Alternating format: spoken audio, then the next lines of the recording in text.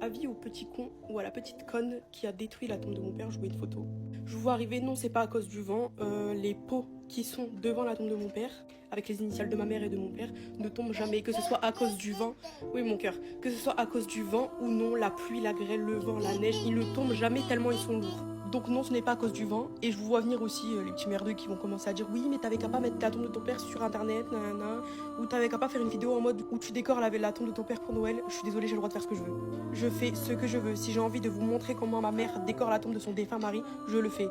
Là, c'était juste pour désamorcer ce que les haineux allaient dire sur cette vidéo. Je trouve ça inadmissible d'aller dans un cimetière, là où les gens se recueillent, aller volontairement sur une tombe et tout déglinguer. C'est inadmissible. Mais qui vous a éduqué? Qui vous a élevé? Imaginez juste la tête de ma mère quand elle va au cimetière, qu'elle arrive devant la tombe et qu'elle voit la tombe de mon père saccagée. Vous savez combien ça coûte? Rien que le pot là qui est tombé sur la photo. De toute façon, sachez qu'il y a des caméras au bord de l'entrée du cimetière et mon père n'est pas très loin de l'entrée. Ça veut dire que les caméras ont forcément pris en vidéo qui a fait ça.